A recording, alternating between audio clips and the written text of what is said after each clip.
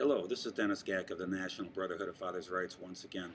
Today, in this first module, we're going to be speaking about how to prepare if you're going through a divorce or you got a situation where you need to protect your father's rights. I'm the publisher of the National Brotherhood of Fathers' Rights Protection System, as you know, and the president of the National Brotherhood of Fathers' Rights. I've been doing this for about 25 years, helping fathers represent themselves, and have helped over 15,000 people, so I know I can help you. Now, in preparing for anything, particularly this, you've got to gain knowledge. The more knowledge that you gain through books like the Father's Rights Protection System and other places out on the internet, by watching my YouTube videos, the more comfortable you're going to be able to be feeling about your situation and not being a bystander but an actual participant in your case. So the more knowledge you can gain, better off you are. Now, in the process of gaining more knowledge, you've also got a situation where you're going to worry less. You've got to be in a position where you've got to get your head out of the sand. You've got to stop licking your wounds. You've got to take action proactively.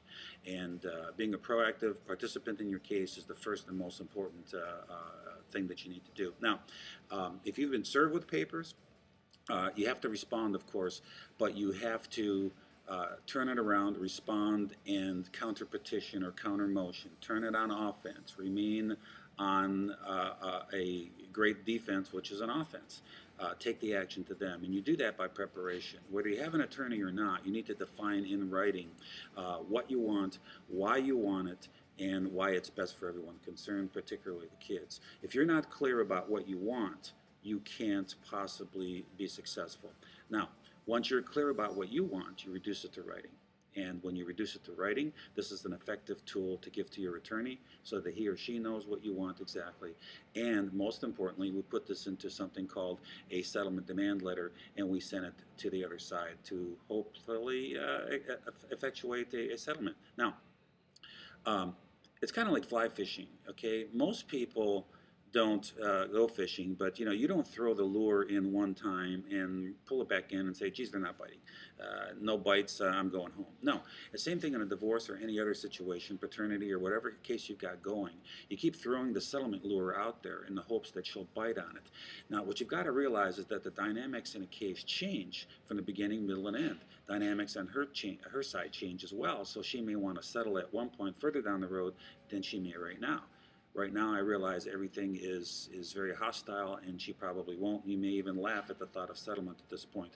But you don't know where settlement is going to come from. It could actually come from her attorney talking her into it, her family who's paying for her legal fees, her new boyfriend, her father. It doesn't matter where it comes from.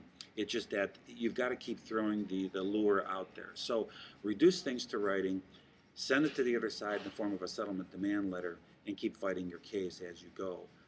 Through motions and other types of proactive analysis. Now, once you take action, an amazing metamorphosis begins to happen.